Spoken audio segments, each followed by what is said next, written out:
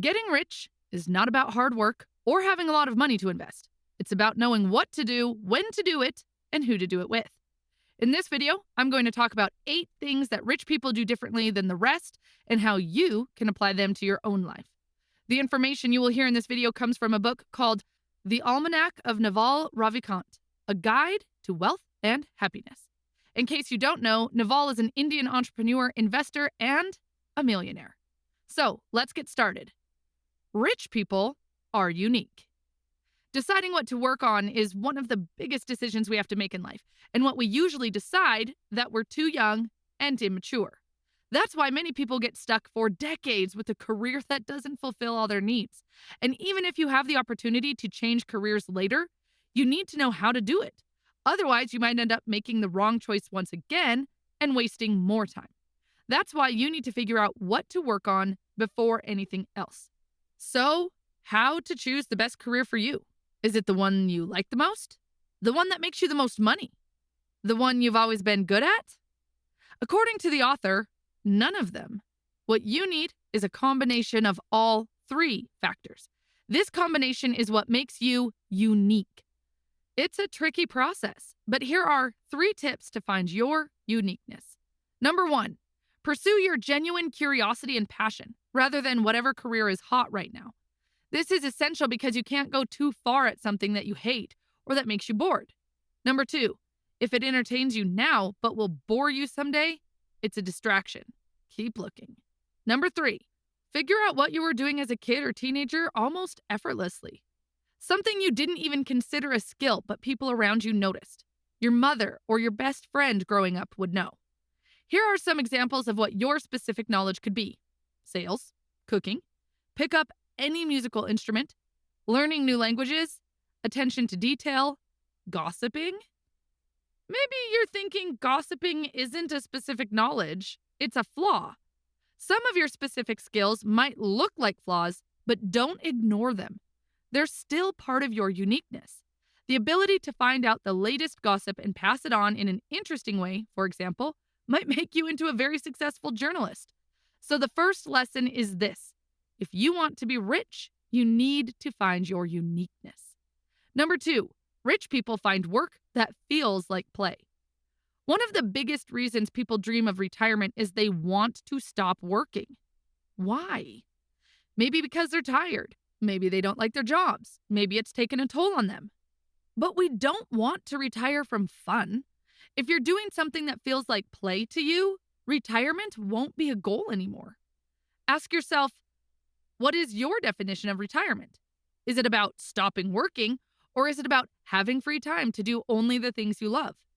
Let's say you want to retire so you're able to travel more because that's what you love. If you can earn money by traveling and that becomes your job, then you'll never need to retire. One way to retire is to have so much money saved that your passive income covers all your expenses.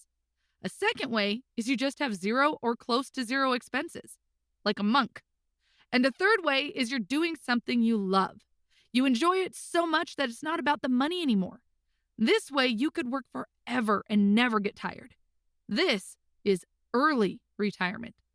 People think you're working, but you're actually having fun and enjoyment. It's just like vacation time. The author says his definition of retirement is when you stop sacrificing today for an imaginary tomorrow. It doesn't matter if you're working or not, if you're earning or not. What matters is that you're living today as you wish, instead of putting off your desires for when it's financially possible. That means you work not because you have to pay the bills that will come soon, but because you love your work and you want to do it all the time. It's not about making money for the future anymore. It's about enjoying life today. Number 3, rich people say no. Let's suppose you've been in a relationship for 5 years and it's finally getting serious and you are preparing to get married. But your reaction surprises even yourself. Instead of feeling amazingly happy, you catch yourself feeling doubt and fear. What do? The author says the answer is very clear. You shouldn't do it. If you can't decide, the answer is no. This is true for other areas of your life too. Consider these situations. Should I take this job? Should I buy this house? Should I move to this city? Should I go into business with this person? If you cannot make a clear decision, the answer is no. And the reason for that is that life is so full of options. The author says there are hundreds of thousands of careers available to you, millions of cities you can move to, thousands and thousands of people you'll meet throughout your life, houses you can buy, hobbies you can take on. There are so many choices. Those choices need to be well thought out. Think of stock market investments, for example. You can spend a year researching and deciding and only a few minutes acting. But if you decide well, those few minutes are going to bring you profit for years. The research and deciding phase are the most important ones. When we're young, many people rush through that phase, though. Marry their first girlfriend, choose the first career they find interesting, buy a house in the city they've always lived in. Where to live, who to marry, what career to choose. These are the three most important decisions you'll make in your life. They will influence, if not outright determine, many aspects of your future. Your quality of life, if you get rich or not, if you are happy or not. Spend as much time deciding as you need to. During decision making, the brain is a memory prediction machine. It thinks X happened in the past, therefore X will happen in the future. For example, last time I went to New York, I was robbed and had a bad experience, so I don't want to go to New York anymore. This is a terrible way to make decisions, based on two specific circumstances that misguide you. What you really want instead is to create good mental models. Think of them as pointers or guiding sentences, things that you need to remember when your decision-making process gets clouded. For example, one of your mental models could be, my goals are more important than what other people think of me. Now, when you see yourself trying to decide if you should buy a new suit to go to your brother's wedding or if you should save money to travel, you'll know exactly what the right choice is, even if you feel tempted to dress up. This is a super simple example, but you can use mental models with more complex decisions too. Imagine a woman who has the mental model, enjoying my alone time is more important than being with my family. Would that woman be happy if she got married to a man who wants to be a father? Probably not. People who value alone time more than family shouldn't be parents, since you have very little alone time for years once you have a child. She wouldn't be happy, and he wouldn't either. If they're in love, it might be a very difficult situation to break up their relationship. But maybe it'll also avoid huge disappointments and arguments in the future. Make hard decisions now so that your future is smooth. The same goes for your career decisions. Maybe deciding not to be a lawyer, as your father always hoped you would be, is a tough decision that will bring pain. Maybe giving up college to open your own business is what feels right, but it's hard to take that step. But if a decision feels right and matches your long-term career plans, do it. Instead of avoiding pain now and putting off your suffering, say no to everything that is not what you want. In all areas of your life, such as your career or diet, you should always take the path that is more painful in the short term so that you can enjoy the long-term benefits. Number 4, rich people know their value. Rich people don't usually cook. Cooking takes a lot of time, not only to acquire the expertise and practice, but also to decide what to cook. Buy the ingredients at the lowest price, store goods, wash vegetables and fruits, and then the process of cooking itself. So what do rich people do instead? They eat out, or they hire someone to do the cooking for them and cook only when they want to or if they like to. No one is going to value you more than you value yourself. This is true for life in general, and it's true when it comes to money. Rich people don't spend a lot of time doing things they don't like to do or they don't think will bring them good results because they know their time is valuable. They don't do that after they become rich. They've always valued themselves and their time. Now, you might say it's too expensive to hire someone to cook for you. Well, it depends on how much you earn per hour. If your hourly rate is $100 and the person who will cook for you costs more than that per hour, then yes, it's expensive. But if your hourly rate is higher than that, then you'll be wasting time and money when cooking. If your hourly rate is $400 and the person you hired costs $100, then you'll be losing $300 per hour if you cook your food yourself. If it takes you 2 hours to cook lunch, that's the same as throwing $600 away. Are you going to do that? Always factor in your hourly rate and your time in every decision you make. How much time does it take? How much would I earn if I were making money instead of doing this? Another thing you should take into consideration when valuing yourself is status. People do crazy things for status. Do you know what the status is? It's the opinion other people have about you. When your neighbor buys an expensive car and you want to buy an expensive car too because you don't want to rank lower, you're paying for status. You're literally buying other people's opinion about you. You want them to think you're worth it. You want them to think that you too can have a car like that. Some people prefer to look rich and stay poor than give up status. Status is purely about your ego. As long as you allow your ego to command your actions, you won't be truly free. You should work on building wealth, not status. Number 5, rich people aren't lucky. I'm sure you've already heard someone comment about a rich person that he's only rich because he got lucky. Sometimes it's understandable. For example, there's blind luck, where you just get lucky because something completely out of your control happened, like winning the lottery. Another way to get lucky is when you become skilled enough to find luck on your path. Suppose you're faced with a huge investment opportunity in real estate, but you know nothing about real estate investment, so you won't even notice you have a great opportunity in front of you. Now, if you're skilled in that field, you'll notice the opportunity when it happens. You can also be lucky when you become the best at what you do. This way, you don't have to watch out for opportunists. They will find you. It's like you attract luck. This is the best kind of luck because if you're the best at what you do, there's no way you won't have it. For example, let's say you're the best person in the world at deep sea diving. You are brave enough to dive deeper than anyone else. Now suppose somebody finds a sunken treasure ship off the coast they can't get to. Well, their luck just became your luck because they're going to come to you to get the treasure, and you're going to get paid for it. This is an extreme example, of course, but it shows well the difference between blind luck and the kind of luck you should count on. The first person had blind luck finding the treasure, but that doesn't happen to most people. You, on the other hand, created your own luck by becoming the best deep diver. This is the only kind of luck the author believes we should count on, and some people would say it isn't even luck at all. When people say rich people got lucky, 99% of the time, what they really should be saying is that those rich people were well prepared to take good opportunities when they appeared. Luck or not, this is how you get wealthy. Number 6, rich people build leverage. Even if you have great specific knowledge, such as public speaking or teaching, the author doesn't recommend you to get a common job that uses your specific knowledge. Now, why not? Let's say you're a doctor who works only 9 to 5, Monday to Friday, and earns a good $400 an hour. Now, let's say you want to become wealthy faster. So you become particularly hardworking and prefer to work 10 hours a day, 6 days a week, and have no vacation ever. So your yearly wages will be $6,912,000. If you can keep half of that, it's $3,456,000. At this pace, it'll take you 29 years to reach $100 million. But the thing is, you can't scale much more than that. Because first, if you increase your workload, then you'll have no time ever for anything besides working. Second, that's a rare situation, even for a doctor or a lawyer. Most people, even if well paid, get less than $400 an hour. If I make the same calculation with, let's say, $100 an hour, which is a more realistic salary for most of us, and still high for many, it'd take you 227 years to amount to $100 million.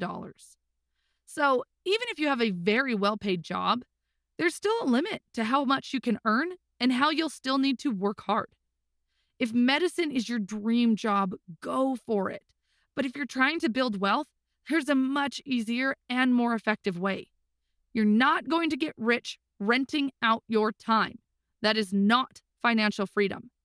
The problem with being a teacher, a lecturer, a doctor, or a lawyer is that what you're doing is trading some of your time and effort for money. Only poor people exchange time for money. It's not a wise way to use your time because you have limited hours in a day. Let's suppose you now found a way to keep a robot working for you 24/7. That robot is a nice, restless guy, but he can't make as much as you do because people are willing to pay robots less than they pay people. So if your robot makes $150 an hour, it'll take him 22 years to reach $100 million. Less time than it would take you if you were working restlessly for 10 hours a day, 6 days a week, with no holidays ever. Now, can you imagine what would happen if you bought a second robot? $100 million in 11 years. 4 robots will give you $100 million in only 5 years. Maybe you're thinking, But I can't buy a robot to work for me. It's not realistic. Well, you can. The robot is right here in front of you. It's called the internet. The internet is your leverage. Let's understand what leverage means. Business leverage comes from capital, labor, and products with no marginal cost of replication. Labor means people working for you. It's the oldest form of leverage. It might impress some people, but it's messy and unstable. Capital means you already have some money because someone gave it to you, so you can use it to make more money.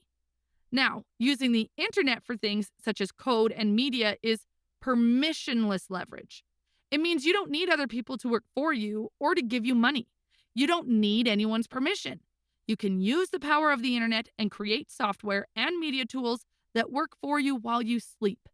That's the real definition of wealth: business and assets that can earn while you sleep. For example, if you're trying to sell an ebook, you'll have some cost to produce it, but once it's done, you can sell as much as you want with almost zero cost. Number 7, rich people have good habits. Have you ever had a day with no planning at all? It usually happens on vacations or weekends. You just wake up and you don't know where to go or what to do. When I have them, they're usually my least favorite days because I end up doing nothing all day long. The funny thing is that even if I scrolled through social media all day, I still feel tired when the day is over. You need habits and a certain amount of routine to function. You need prefixed times to eat, sleep, exercise, work, and even have fun. This makes life easier, saves you time, and guarantees you'll keep up with all the necessary stuff in life. Just like you can't live without habits, you cannot allow habits to control your life. There are many habits you take on during life that can be affecting your wealth more than you think. The things you buy and where you buy them. If you prefer to drive or take the bus. The kind of house you are willing to live in. If you value status over quality of life, the food you eat, etc. Instead of conforming to, this is who I am, it's really important to be able to stop doing what doesn't serve you anymore. Examine your life. Take your habits apart and say, I took this habit when I was X years old because of Y. Does it still serve me? Here's an example of something you could say. Pretending I'm never okay is a habit I probably picked up when I was still a toddler, trying to get my parents' attention. Does it make me happier now? Does it make me healthier? Does it make me accomplish whatever I set out to accomplish? Leave behind habits that don't match your goals anymore. There's a great chance that the habits you have with money fall in the automatic category. You spend on certain things, but you never wonder if you really should.